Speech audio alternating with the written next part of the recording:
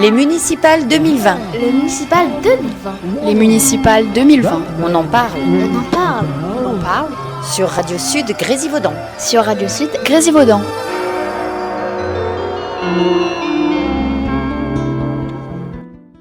Second tour des élections municipales à Saint-Martin, ça va se dérouler ce 28 juin prochain et on vous présente l'ensemble des têtes de liste sur notre antenne. Aujourd'hui, nous sommes en compagnie de Raphaël Mosselin. Bonjour. Bonjour. Alors, une nouvelle fois, nous sommes ensemble pour ce second tour.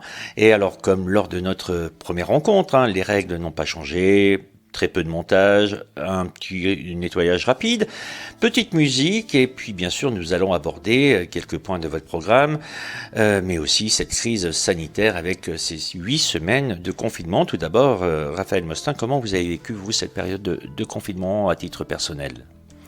Alors à titre personnel, ça a été très difficile parce que le confinement, eh bien, c'est une remise en question. Du jour au lendemain, en plus, au lendemain des élections où on avait une pression, une activité débordante, c'est tombé d'un coup, le soufflet est tombé d'un coup. Bon, il a fallu rebondir, ce que l'on a fait avec le maire Jean-Michel Revol, parce que en tant qu'élu, eh bien, il fallait que la crise sanitaire soit assurée par tout simplement que les services continuent, notamment les aides à domicile, qui ont continué à faire leur travail très bien. Et puis nous avons eu l'honneur et l'avantage d'aider une population isolée, parce que chaque élu en place, chaque adjoint, avait une liste de personnes âgées isolées afin de les appeler toutes les semaines. Toutes les semaines, voire 2-3 fois par semaine, on les appelait pour d'abord prendre la température, savoir s'ils avaient besoin de quelque chose. Chaque adjoint avait à peu près entre 4 à 5 personnes, voire 6 personnes à appeler. Et ça a créé des liens. Il y a eu un lien de solidarité, de bonheur, parce qu'on pouvait communiquer. Ce sont des personnes qui étaient isolées, qui avaient que BFM en boucle. Et on apprenait, moi j'ai eu l'occasion d'apprendre que c'était leur seule conversation dans la journée avec quelqu'un. Et ça, croyez-moi, ça crée un lien énorme parce que ces personnes-là sont en souffrance. Nous, on l'est parce qu'on est confinés à la maison, on n'a plus d'activité physique, parce que bon, il faut sortir avec une attestation, avec le masque, il y a une pression, c'était anxiogène. C'est vrai que c'est une période très difficile. J'espère qu'on oubliera vite, mais malheureusement le virus est encore là. Alors, à la différence des autres candidats, en vous recevant, Raphaël Mosselin, c'est vrai que l'on ne peut pas ignorer que les autres, ils n'ont pas de mandat à défendre, alors que vous, oui. Donc, ce qui va faire qu'il y aura des questions un petit peu différentes des autres et encore, on verra bien sûr au fil de cet entretien. On pourrait toucher néanmoins des mots sur les mesures que vous avez pris, qui ont été parfois contestées, parfois pas. Parfois elles ont été d'ailleurs soutenues. Fermeture du marché, par exemple. C'est vrai que vous êtes le seul aujourd'hui à pouvoir nous en parler de ces fermetures du marché. C'était vraiment nécessaire ? Oui. On ne rigole pas avec le virus. C'est toujours sérieux. Donc il a fallu prendre des décisions fermes. Et on s'est rangé aux côtés du maire, aux côtés du président de la République, parce que tous les lieux publics étaient fermés. Nous, on a facilité la consommation locale et en circuit court. Donc les marchés, on a créé un drive producteur sur le Champ de Mars, qui se sont mis en place pas la première semaine après le confinement, mais ça a été fait dans les 15 jours. On a mis en place également une carte interactive signalant l'ensemble des commerces et des producteurs, parce que c'est bien de passer du potager à l'assiette directement. Donc on a voulu privilégier justement ces circuits, pas forcément courts, parce que court c'est le nombre d'intervenants et d'intermédiaires, mais court en géographie. Alors ceci étant, on peut penser que ce qui a été fait peut être maintenu finalement par rapport à cette carte. Ah tout à fait, non seulement ça, mais on envisage même d'aller plus loin, parce qu'il faut tirer aussi parti malheureusement de cette pandémie. C'est qu'on va essayer de créer une coopérative avec nos producteurs locaux pour faire un marché ou une vente directe du potager à l'assiette. Voilà. Mais alors il y a le marché pour ça. Il y a le marché, mais le marché, c'est le mardi, le vendredi et le samedi, que là, la coopérative, elle pourrait... C'est une idée, hein, ça, il faut voir aussi devant. Hein. On prend ce qui a marché dans cette période de pandémie et tirer au maximum les avantages et trouver en sorte que cette coopérative de producteurs, c'est tout à faire, hein, ça, hein, c'est tout à faire. Hein. Mais on s'y engage, on va essayer de le faire parce que je trouve que d'abord les gens, ils ont pu manger pendant cette pandémie en sachant que beaucoup de commerces étaient fermés. Les grandes surfaces, eh bien, on peut pas tous y aller et puis il y avait quand même cette peur avec cette attestation d'1 heure. Là, c'était vraiment pesant pour tout le monde. Donc voilà, on va essayer de mettre ça en place avec nos producteurs locaux. À l'image, mais en plus grand, du Palais Fermier, par exemple, quelque chose de plus conséquent? Exactement, oui. C'est un peu ce type-là. Alors, pourquoi pas le Palais Fermier au centre-ville? Il y a des surfaces de 500 mètres carrés qui pourraient accueillir comme une copropriété avec un lien commun, collaboratif et qui pourrait être mis en place. Hein. Mais ça, c'est une idée de mandat. Après, bon, il faut qu'on discute avec les partenaires parce qu'il faut nos producteurs qui soient d'accord. Alors, c'est vrai que sur cette période de confinement, on a vu ça aussi ressurgir. On parlera tout à l'heure de la solidarité, mais c'est vrai qu'on a pu noter que nous étions attachés à nos producteurs locaux, tout simplement. Et moi, je pouvais le voir régulièrement sur les réseaux sociaux où les gens voulaient savoir où c'est qu'ils pouvaient acheter leurs tomates, leurs salades. Tout à fait, oui. Ah oui, il y avait un besoin, il y avait une demande énorme. Hein. Et ça, cette carte interactive de producteurs, ça a permis justement de faire un lien entre tous les clients et puis les producteurs. Ça, oui, c'est à tirer profit de cette demande. Hein. Alors, on va faire un point quand même sur le premier tour de ces élections. Alors, Raphaël Mosselin, vous vous êtes positionné en première position, tout simplement, avec 29,58% des voix, devant Jacques Lascaume avec 23,66%, Noël Taon 21,74%, Jonathan Soun 13,62% et Christophe Garcinu avec 11,37%. Alors, j'ai envie de penser que vous êtes satisfait du résultat quand on termine en première position. Je ne dis pas le contraire, hein, bien évidemment, hein, mais dans ce contexte difficile, chacun a pris conscience de l'urgence sociale, économique, climatique. Hein, et les Saint-Marcinois qui sont venus voter, ils ont pris conscience qu'avec mon équipe, on pouvait relever ces défis. Car c'est ce programme, ce projet que l'on a, il est au cœur du projet municipal. Donc ils ont pris conscience que on a un joli projet, on a un bilan qui est bon. Et donc, voilà, il faut que le deuxième tour soit encore plus fort et que les gens soient mobilisés pour venir parce que ça serait une crise démocratique supplémentaire, le fait que les gens ne viennent pas voter. Alors, on ne peut pas écarter du débat le taux d'abstention. Alors, c'est vrai que vous vous retrouvez en première position, mais avec un taux d'abstention record. Tout à fait. Et il faut reconnaître que c'est aussi national. Hein. Il y a eu beaucoup d'abstention parce que c'était lié avec ce confinement qui était au-dessus de nos têtes. Hein. Logiquement, on n'aurait pas dû faire ce 15 mars. Bon, il a été fait, il a été pris en haut lieu, la décision de le maintenir. Mais quand on revient en arrière et on pense ce qui se passait en Espagne et en Italie avec tous ces décès, quand on avait le compteur de décès jour par jour, mais c'était presque de la folie de maintenir ces élections. Mais bon, on est des soldats, on le fait et on y va. Alors, étrangement, vous n'êtes pas le seul à dire qu'il fallait reporter ce premier tour des élections municipales. Mais alors, pourquoi ça n'a pas été fait? Parce que franchement, on l'a entendu dans toute la France qu'il fallait reporter. Pourquoi ça n'a pas été repoussé, à votre avis? Simplement parce que il faut savoir une chose, que les conseils municipaux qui ne sont pas désignés, et notamment c'est les plus grands, il y a 4000 ou 5000 villes qui n'ont pas été... ils n'ont pas arrêté leur maire au premier tour. Il faut savoir que les intercommunalités n'ont pas non plus été élues. Donc les grandes villes ne peuvent pas voter pour les budgets et également les EPCI, les établissements publics des collectivités, ne peuvent pas aussi élire leur président et leur vice-président. Ce qui fait que toute l'économie, si vous voulez la faire relancer, si vous voulez la relancer simplement, eh bien il faut que tous les acteurs soient aux manettes. Et là actuellement, il y a quand même la ville-centre comme Saint-Marcelin, il n'y a pas encore le maire qui a été désigné. L'intercommunalité de Saint-Marcelin vers Corrizère, c'est pareil, elle n'est pas désignée. Donc, il n'y a pas d'engagement, il n'y a pas de marché qui sont passés, ni des appels d'offres. Donc, c'est toute une structure économique qu'il faut relancer. Et ça, c'est une priorité, ça. Par contre, pour finir la campagne dans ces conditions, c'était quoi l'ambiance de la dernière semaine ? Quand on voit, comme vous disiez, hein, tous ces morts en Espagne, en Italie, quand on sait l'annonce qui va arriver et que ça va être pour nous aussi, c'est compliqué. C'est compliqué, d'autant plus qu'on s'est retrouvés le dimanche soir du 15 mars, tous dans la même salle, la salle des mariages, dans la mairie de Saint-Marcelin. Et avec le recul d'aujourd'hui, avec nos 3 mois qui sont passés, on se dit mais c'était de la folie.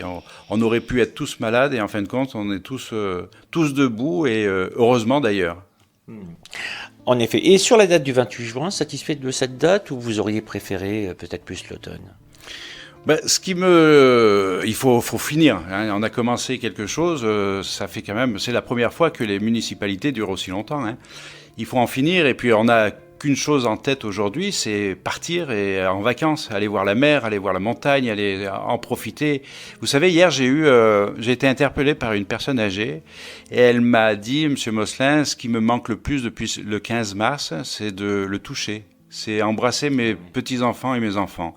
Et ça, croyez-moi, quand elle m'a dit ça, je n'avais pas réalisé qu'en fin de compte, les personnes âgées, elles ont un besoin de toucher les êtres humains, quoi. Et ça, c'est important. Donc, on parle de l'ambiance de cette période. On réussit quand même à travailler en équipe ? Plus qu'en équipe, parce que là, il faut être solidaire. Je vais vous dire, avec Jean-Michel, on a... pratiquement pas tous les jours, mais toutes les semaines. On avait déjà une réunion ensemble avec tous les adjoints, avec le directeur des services techniques, le directeur général des services, et pour voir l'évolution et l'avancée de la collectivité vis-à-vis des citoyens saint-marcelinois. Au final, ce sont ces 5 mêmes listes qui se sont présentées aux urnes en mars dernier, qui se représentent à nouveau. On aurait pensé qu'il y aurait eu des accords avec d'autres listes. Vous avez été démarché, on vous a démarché. Quelles sont un petit peu les coulisses juste après le premier tour ? Les coulisses, non, il n'y en a pas eu, parce que on a essayé de discuter, de dialoguer, on a essayé, parce que 120 personnes qui sont prêtes à avoir la mairie, c'est quand même particulier, parce que chaque fois qu'on a fait des débats, aussi bien avec les Gilets jaunes qu'avec des débats avec nos citoyens saint-marcelinois, on n'avait pas autant de monde dans la salle. Et là, il y a 120 personnes, quand on réunit les 5 listes, qui sont prêtes à prendre la ville de Saint-Marcelin.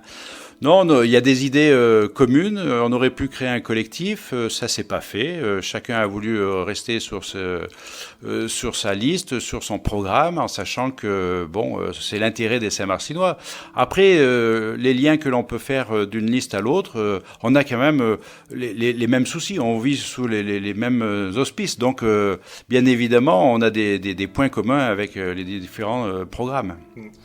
Un mot aussi sur la gestion de crise sur notre territoire et particulièrement sur votre commune, Saint-Marcelin. On a compris, bien sûr, vous avez œuvré là-dedans, mais est-ce que vous vous dites quand même aujourd'hui, avec quelques semaines après, mais il est toujours facile d'être observateur et de dire vous auriez pas dû, vous auriez dû, c'est très très simple. Il y a Cap Faucon en effet. Mais est-ce que quand même vous vous dites on n'aurait pas dû et ça on aurait pu faire mieux ? En termes, je vais vous le dire tout de suite, en termes de com, par exemple. En termes de com, oui, bien évidemment, mais est-ce qu'il faut tirer profit d'une crise que l'on vient de vivre comme ça ? Est-ce qu'il faut dire... Peut-être qu'il faut l'expliquer, il faut le dire exactement ce qu'on a fait. Là, hier au soir, il y avait un conseil municipal à huis clos. On a décidé d'émettre des délibérations pour le soutien des entreprises. Par exemple, tout ce qui est acteur économique, on a travaillé avec l'Union commerciale, parce que je suis en charge de l'économie. On a travaillé pendant ce confinement avec l'Union commerciale pour les aider financièrement et pour les aider en logistique, parce que on a mis en place avec l'Union commerciale, je dis bien avec les partenaires, des bons d'achat avant l'ouverture de leur commerce pour créer de la trésorerie. Et bien hier au soir, cette délibération est passée à l'unanimité. Je dis bien à l'unanimité. Donc le bon sens a encore du chemin à faire. Alors, c'est vrai aussi que là, on parlait d'économie et l'économie de la ville, et puis il y a ceux aussi qui ont quand même très peur, et là je pense aux auto-entrepreneurs, aux commerçants, aux professions libérales, beaucoup de personnes qui craignent quand même de déposer la clé, de déposer le bilan, qui ont beaucoup beaucoup de craintes. Alors aujourd'hui, vous avez voté ça. Ça va leur permettre quoi, en quelques mots simples, de sortir la tête de l'eau? Qu'est-ce qui va se passer réellement pour eux? Il va falloir les suivre de très près, ces gens-là, parce qu'ils sont vraiment sensibles. Aujourd'hui, ils ont de l'oxygène parce qu'il y a eu des reports d'échéance, hein. Mais en septembre, octobre, il va falloir être vraiment vigilant. C'est là où je pense que nos petites structures, nos artisans, nos professions libérales auront besoin d'un soutien financier. Et ça va être très difficile parce que là, on a des suspensions d'échéance, mais les banques, elles vont vouloir rembourser. Les propriétaires, il va falloir faire rentrer les loyers, et c'est là où on va avoir beaucoup de dégâts. Et, ça commence en France, dans les grandes entreprises, il y a déjà des dépôts de bilan, peut-être qu'il y en a c'est sous guillemets, peut-être qu'il y en a qui vont se servir de cette pandémie pour faire des plans de licenciement. Et ça, va falloir vraiment être très très vigilant pour regarder ça de très près. Et nous, on sera là à Saint-Marcellin pour aider ces petites structures. Bien au contraire, on va les aider. Alors comment on les aide? On les aide par l'exonération. Par exemple, je prends comme exemple hier au soir, l'exonération des droits de voirie sur les marchés. Déjà, on va essayer de faire, c'est pas essayer parce qu'on l'a validé, mais jusqu'à décembre 2020, il y aura l'exonération des droits de voirie. Il y aura également l'exonération de la redevance annuelle. Ça, c'est l'occupation du domaine public. Donc nous, collectivités, on montre l'exemple. Ça représente quoi en chiffres? Pour un commerce, ça représente combien d'économies? C'est en fonction de la surface. Alors ça, je n'ai pas assez des domaines, c'est à l'occupation du domaine public. L'exonération des droits de voirie aussi. Il y a la gratuité aussi pour la salle polyvalente pour les entreprises de Saint-Marcellin. Donc ça va être gratuit. Il y a une subvention exceptionnelle pour le cœur de commerce. Suspension des loyers du cinéma, les Méliès, jusqu'au 30 juin. Également PAIS, parce qu'il faut aider toutes ces structures, parce qu'il n'y a pas eu de rentrée d'argent tout simplement, donc il ne faut pas qu'il y en ait des sorties non plus. Donc voilà, Saint-Marcellin, on va aider ces gens-là. Ça s'appelle de la solidarité. Et on ne pourrait pas à l'échelle nationale faire un petit peu pareil, parce que c'est vrai qu'aujourd'hui, ce que réclament de nombreux artisans, de nombreuses personnes qui n'ont pas pu travailler, réclament aujourd'hui de dire mettez tout à zéro et puis on va essayer de redémarrer, parce que sinon on n'a pas de trésorerie, comment on va faire?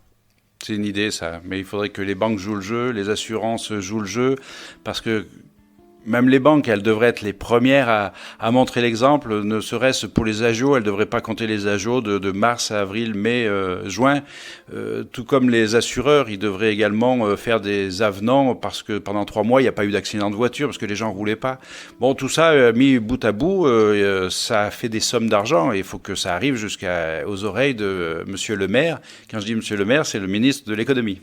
Mais vous, par contre, à titre de responsable de l'économie de Saint-Marcellin, vous ne pouvez pas rassembler les banquiers, rassembler les assureurs, avoir une bonne discussion avec des représentants syndicaux, des représentants d'artisanat. Il n'y a pas une possibilité de se mettre autour d'une table? On pourrait, oui. C'est vrai que c'est une bonne idée. Déjà, localement, au niveau de Saint-Marcellin et même du territoire, de réunir les structures, les propriétaires et puis peut-être trouver une solution parce que le coupable, on n'a pas à le chercher, c'est la solution qu'il faut trouver. Alors, sur cette période que l'on vient de vivre, qui était assez dure, est-ce que ceci a modifié votre programme de votre premier tour? Est-ce que vous vous êtes senti dans l'obligation peut-être de répondre à des choses dont vous ne pensiez pas dans le premier tour? Et puis aussi, est-ce qu'en matière de vision personnelle de la politique locale, est-ce que vous pensez que désormais il va falloir agir autrement? Oui, il y a une crise là, crise démocratique, sanitaire, économique. Et donc là, il faut que l'on remette à plat les priorités. On a signé fin février l'ORT. C'est une opération programmée pour l'habitat. Donc il y a 350 logements à Saint-Marcellin. Ça va être une priorité de faire le centre-ville. Donc il va falloir tout de suite s'atteler au lendemain des élections du 28 juin pour que ça puisse se mettre en place. Pourquoi ? Parce que c'est de l'économie, c'est des entreprises qui vont travailler, c'est des artisans, c'est des propriétaires qui vont trouver des prêts intéressants pour refaire leur appartement. 350 logements quand même, il faut savoir. Donc c'est du double vitrage, c'est de la transition écologique, transition énergétique. Donc tout ça, c'est des priorités. Avant, c'était des programmes, des projets qui ont été signés, mais là, ça devient des priorités. Ce qui était en défi, ça devient des urgences. C'est-à-dire, ce sont 350 logements qu'il faut retaper ? Oui. Qui sont insalubres ou Alors, pas loin ? Il y en a qui sont insalubres, il y en a qui sont vacants, il y en a qui sont habités. Tous ces appartements-là sont à refaire et on va s'y atteler. Alors, si la mairie de Saint-Martin s'en en charge, c'est-à-dire que ça devient des logements sociaux ?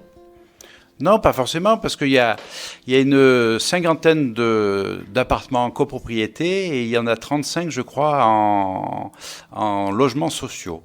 Il faut savoir qu'il y a quand même, dans cette opération, 7 millions d'euros qui sont mis sur la table. Hein. Donc, avec 7 millions d'euros, de mémoire, il y a 2 millions d'études et le reste, c'est pour ces structures, ces appartements. 351 logements. Alors, dans quelques semaines, Raphaël Mosslin, peut-être vous allez vous retrouver à la tête de la ville de Saint-Martin.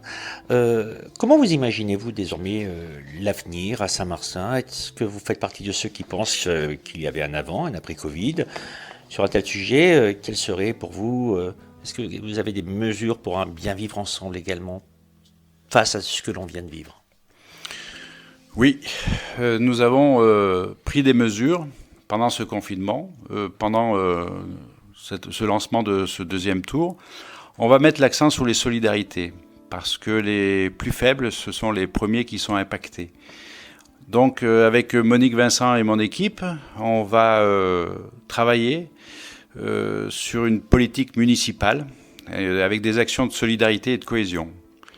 Elle a à cœur de poursuivre l'action qui a été déjà menée, en particulier le CCAS. Il y a la maison France Service qui va ouvrir.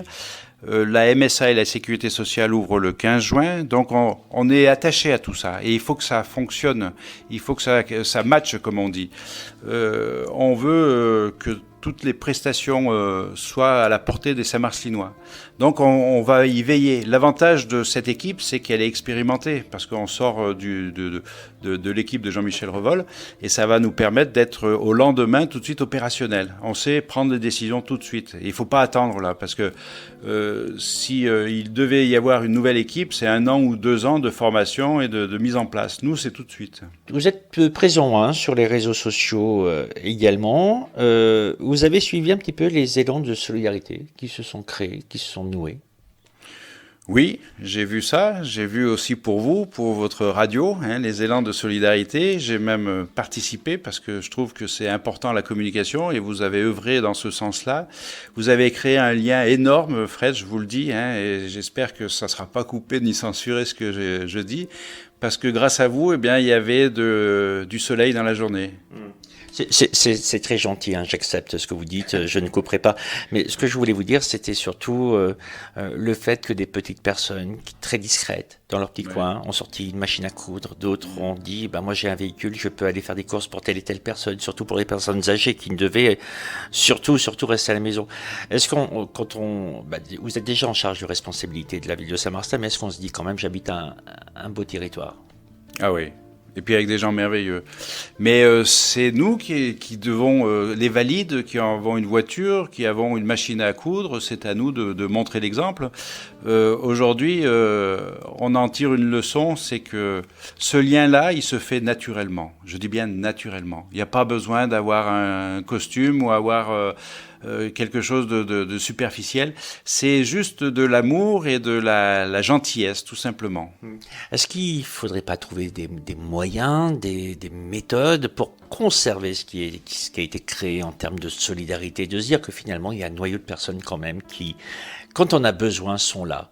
Et est-ce qu'on ne peut pas envisager, peut-être pas avec les mêmes personnes, mais de se dire il y a de la bonne volonté pour mener à bien certaines choses? Oui, il y a de la bonne volonté, puis il y a des gens qui montrent l'exemple aussi. Il y a des gens qui mettent en place des structures pour faire les courses, pour aller chercher les paniers, parce que les paniers, on pouvait les acheter à distance par Internet et faire son choix.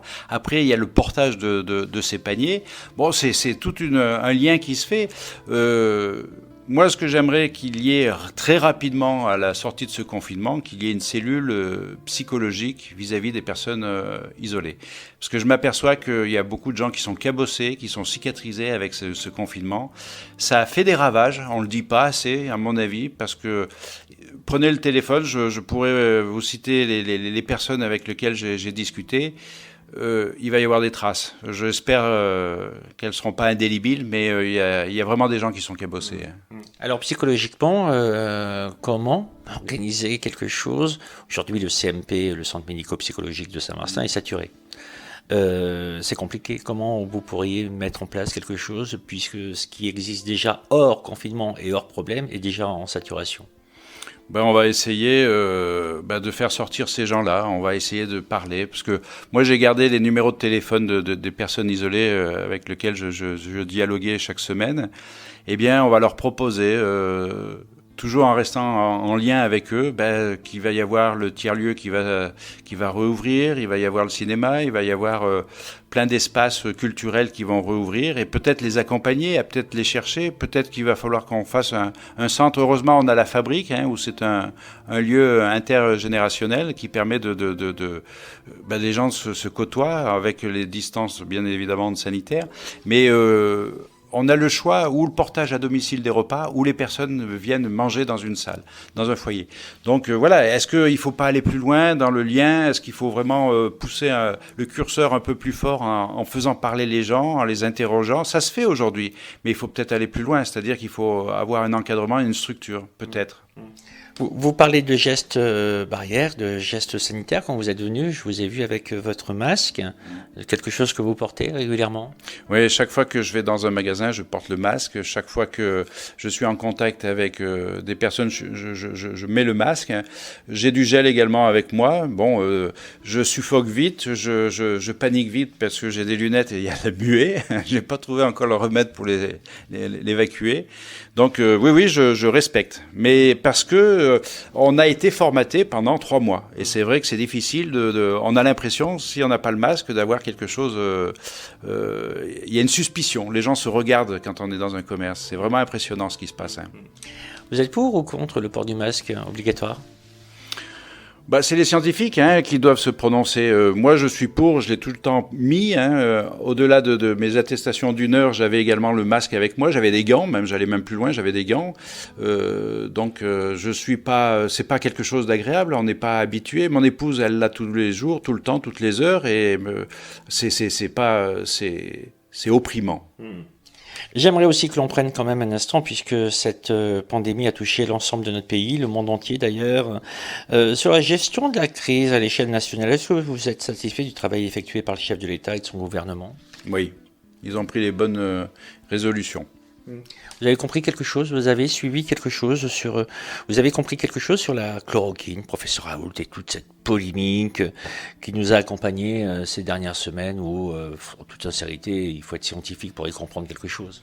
Oui, il faut être scientifique. Et puis c'est un médicament qui est destiné quand même pour une pathologie bien spécifique. Le Covid-19, le vaccin, il n'existe pas. Donc on peut prendre cette chloroquine.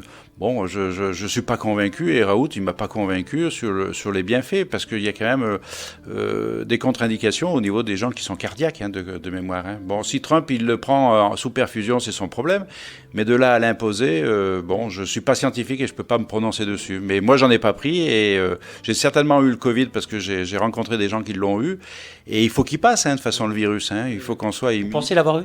Oh, je pense, oui. Ah, vous avez été fatigué, malade? Oui. Oui. Mais vous voyez... Non, mais c'est vrai que vous ne me l'avez pas dit auparavant, mais c'est vrai que vous avez eu ce sentiment de... Oui, j'ai rencontré des gens qui avaient le Covid. Non. Et vous avez eu donc des symptômes qui pouvaient être affiliés à cette maladie, quoi. Ça a duré 2 jours. Oui, vous avez eu de la chance. Pour d'autres, ça a été un petit peu plus long. Donc vous craignez pas forcément un scandale sanitaire comme ça peut être annoncé par-ci, par-là, quoi. Alors là, Par exemple, on peut évoquer Agnès Buzyn, un exemple qui s'est retirée pour aller à la mairie, mais bon, avec l'appui certainement du président, et qui annonce de but en blanc qu'elle était au courant, qu'elle avait annoncé qu'il ne fallait pas maintenir les élections. Ce que je veux dire, c'est que ça vient pas de nous, ça vient d'eux. Hein. c'est vrai, c'est vrai. On n'a pas tous les aboutissants de cette histoire. Parce que c'est vrai qu'elle avait quand même dit il faut reporter les élections. Hein. Elle a également aussi démissionné. Donc, si elle avait vraiment voulu, je ne sais pas à ce niveau-là comment on peut prendre des décisions et se faire entendre, mais en tant que ministre de la Santé, je pense qu'elle avait les éléments pour dire qu'il fallait reporter les élections, je pense. Et elle n'a pas dit. Et alors depuis ce début de déconfinement et dès l'annonce du deuxième tour au 28 juin, il vous a fallu aussi repartir en campagne, relancer un petit peu la mécanique avec les colistiers, on essaye de se revoir en petit comité, un peu plus maintenant puisque c'est autorisé. Très rapidement, on retourne au boulot. Oui, le réacteur s'est remis en marche, hein, si vous voulez savoir. Bien évidemment, on n'a pas l'occasion ni le droit de se rencontrer à plus de 10 personnes, mais là, ça y est, maintenant, on peut se réunir. Donc, ça y est, le réacteur est reparti. Les colistiers sont sur le pont. Tout le monde est content parce que, ça y est, il faut qu'on fasse la dernière ligne droite qui va être difficile parce que, bon, il y a quatre listes, hein, donc il y a quatre... programmes bien qui soient souvent communs avec les uns aux autres, hein. Mais oui, il faut qu'on en sorte, il faut qu'on en termine et puis qu'on passe à autre chose. Mais c'est vrai que cette dernière ligne droite va être difficile. Elle vous permet aussi peut-être de jauger cette population qui a été confinée, qui s'est sentie parfois, pas forcément oubliée parce qu'on était tous dans le même cas, mais qui s'est sentie seule. Est-ce qu'on retrouve les personnes dans le même état d'esprit ou elles ont évolué aussi ? Elles ont évolué, les personnes, hein, parce que... évolué à quel niveau Non, je pense des personnes de l'électorat, hein, des personnes que vous rencontrez. Alors justement, les personnes de l'électorat que l'on rencontre là, depuis ces derniers jours ont approuvé nos démarches des élus qui étaient en place, ne serait-ce pour les marchés, pour les masques, pour l'autorisation de déplacements, les attestations, le confinement qui a aussi autorisé le couvre-feu, je ne sais pas si vous vous rappelez, hein, parce qu'on a tendance à vite oublier hein, cette période-là. Il y avait quand même le couvre-feu, à partir de 21h, il n'y avait plus personne dans les rues. Il y avait un silence... C'était utile, ce couvre-feu. Oui. Vous savez que beaucoup de gens ont critiqué hein, cette mesure. Mais vous êtes obligé à un certain moment, on ne rigole pas avec un virus hein, quand même, hein, parce que vous avez vu un peu, ça a commencé à Mulhouse, hein, après chaque fois qu'il y avait des foyers, ça se répandait très rapidement, donc il fallait éviter que les gens se rencontrent les uns aux autres. Hein, parce mais il n'y avait pas beaucoup de monde le soir. Non, il n'y avait pas beaucoup de monde, mais d'un autre côté, ça n'a pas perturbé non plus, parce qu'à 21h, on n'avait qu'une envie, c'était de rester chez soi, et déjà dans la journée, on était chez soi, donc ça ne changeait pas grand-chose, hein, le confinement. Mais le couvre-feu était nécessaire, oui. Vous me le disiez tout à l'heure et on vous m'en parlait également hors antenne, on annonce des heures sombres, moroses, qui vont pas être rigolotes et qui va falloir encore une nouvelle fois demander des efforts, certainement à la même population, toujours aux mêmes personnes qui vont devoir faire des sacrifices, que ce soit en augmentation de salaire, tout ça on a bien compris que pour cette année c'est gelé aussi. Qu'est-ce qu'on peut faire pour si vous vous retrouvez à la tête d'une ville comme Saint-Marcelin, pour maintenir quand même un moral, que les gens aient envie d'aller bosser, pour que les gens aient envie de sortir, boire un coup, que les gens aient envie de passer un moment, de se détendre, parce que ça fait aussi partie intégrante d'une vie. Il faut que déjà les restaurants puissent ouvrir, que tous les centres culturels puissent ouvrir, que les cinémas puissent ouvrir, les piscines, tout ce qui est sportif également puisse se réunir. Donc il faut que l'économie reparte, les gens se remettent à vivre dehors, sourire. C'est les plus belles journées aujourd'hui, c'est les journées les plus longues et on s'aperçoit que l'ambiance n'y est pas. Donc il y a la pompe à réamorcer. Et aujourd'hui, nous, Saint-Marcelinois, et quand on sera quand on aura le mandat de maire, on fera tout en sorte pour préserver l'emploi. Parce qu'aujourd'hui, nos entreprises, même les plus grosses sur Saint-Marcelin, ont des difficultés justement pour boucler et le carnet de commandes qui ne vient pas. Donc l'économie, il faut la faire repartir et on sera là pour les aider. Alors là, c'est une réflexion que je vais vous soumettre, une réflexion que j'ai eue durant ce confinement. Et alors, j'en ai parlé à l'ensemble des candidats. Durant ce confinement, alors, on a vu voir des choses sur les commentaires, sur les réseaux sociaux, sur de différents groupes, et notamment une chose que je répète et je me plais à le faire, c'est l'idée de se dire, voilà, bon, finalement Saint-Martin, avec ou sans confinement, c'est toujours Saint-Martin, il n'y a jamais autant, c'est toujours un petit peu mort, c'est endormi. Vous êtes Saint-Marcelinois, Raphaël Mosslin? Né à Saint-Martin. Oui, tout comme moi, donc on a des souvenirs en commun, et au Faubourg en plus, donc nous avons dû certainement nous rencontrer plus jeunes. Mais alors c'est vrai que je me disais, en lisant ça, c'est vrai, je me disais que bon, Saint-Martin, en 30 ans à peu près, ça a bien changé, quoi. Vous vous souvenez peut-être des quinzaines commerciales, des commerçants à l'époque, il n'y avait peut-être même pas encore la rue piétonne, je suis même pas sûr. Mais oui, en tout cas, il y avait beaucoup de monde. Il y avait des enfants qui riaient, une vogue qui était extraordinaire, où les gens avaient la Rosière avec une braderie. Et ça, c'est vrai que la braderie, je le dis à chacun des candidats, une braderie qui était le point juste avant la rentrée. Et c'est là où on achetait la tenue pour aller au collège ou à l'école.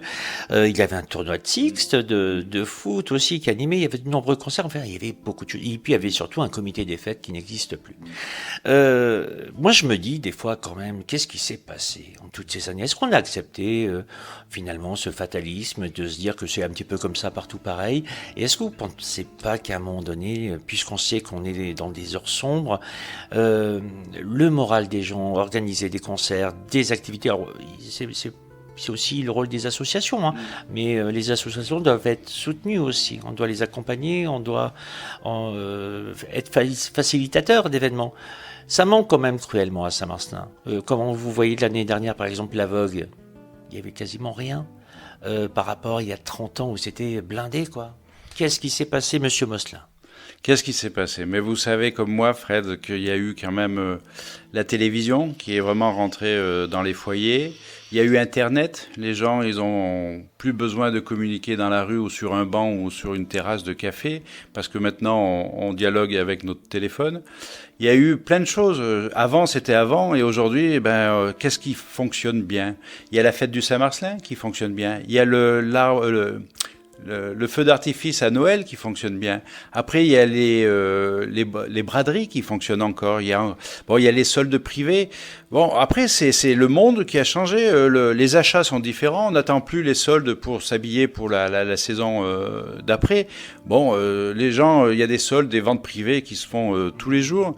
Bon, après, il faut trouver des programmations aussi bien diapason, cinéma, qui fassent venir du monde.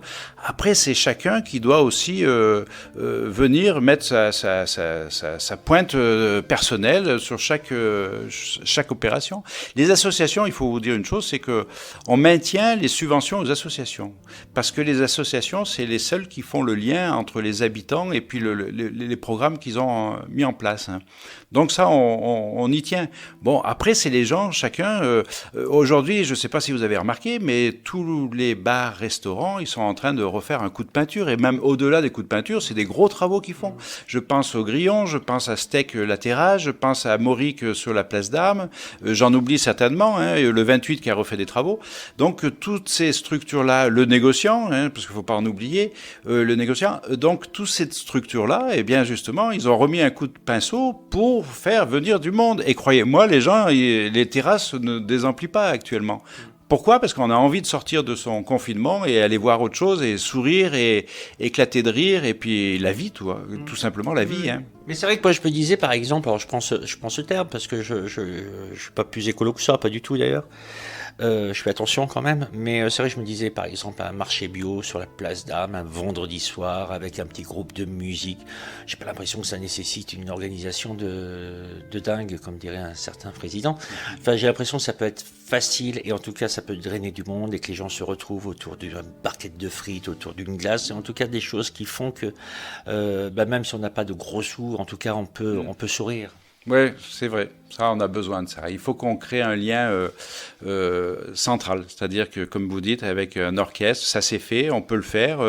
On peut faire, par exemple, un marché bio le matin et l'après-midi, faire des artistes, faire un marché culturel. Ça, oui, on a cette ambition-là de mener à bien ce projet, mais il faut des partenaires, il faut des porteurs de projets, et c'est pas facile. Mais on a des acteurs qui sont prêts à s'investir à Saint-Marcellin. Et le marché bio, oui, si on fait une coopérative, ça peut être intéressant. Et après un marché culturel et artisanal, ça peut avoir du sens, oui, tout à fait. Alors, le temps passe vite, nous arrivons déjà peu à peu à la fin de notre entretien. Je vais vous laisser choisir un thème, pas le mot de la fin, le mot de la fin ce sera pour après. Là, je vais vous laisser choisir un thème qui vous tient à cœur. Quel est le thème qui vous tient le plus à cœur sur votre programme ? Sur le programme, alors celui qui se voit le plus, c'est l'urbanisme. Donc il y aura forcément avec l'ORT ce programme de 7 millions d'euros, ça va se voir. Donc il y a des projets, des idées. Les solidarités qu'il ne faut pas oublier, bien évidemment. Les solidarités, il faudra les renforcer, et ça, on sera là, bien évidemment. Le sport, jeunesse, culture, ça aussi, ça me tient à cœur. Toute cette thématique-là, on fera en sorte que ça perdurera pendant les 6 ans du mandat qui vient. La mobilité pour les personnes handicapées, est-ce qu'on peut aujourd'hui se déplacer sur l'ensemble de la commune ? On peut se déplacer, mais il faut améliorer, par exemple, les trottoirs, parce que les voies il y a des trous, et ça, il faut qu'on mette un accent dessus. Il faut faire du déplacement doux, il faut faire davantage de pistes cyclables, il faut reverdir un peu des quartiers, il faut embellir. Il y a des endroits et des maisons qui sont insalubres, il faut peut-être les démonter, les démolir et les revoir entièrement. Je pense à Gambetta, je pense à des îlots comme ça qu'il faut... vous parliez tout à l'heure du Faubourg Vinet, il y a 2-3 maisons qui sont pas terribles. Il faut vraiment les revoir des fondations jusqu'à la fêtière. Donc voilà, il y a des projets, mais il va falloir faire des frappes chirurgicales dans chaque espace de Saint-Marcellin, parce qu'on est dans des remparts et la ville a vieilli. Raphaël Mostin, en quelques mots, dites-nous pourquoi doit-on voter pour vous ? Parce que l'équipe de Saint-Marcellin Avenir reste motivée, riche et forte de sa diversité. Une équipe qui vous ressemble et qui nous rassemble. Notre équipe ne sera jamais animée par des débats stériles ou des conflits liés aux intérêts personnels. Il est de notre responsabilité d'élever le débat public pour répondre à vos préoccupations. Avec vous, pour que les Saint-Marcellin demeurent la ville de tous les âges, tous les usages, tous les partages. Vous serez présent, forcément, à Saint-Marcellin le 28 juin prochain, nous aussi. Vous nous accorderez une interview, quel que soit le résultat ? Quel que soit le résultat, oui.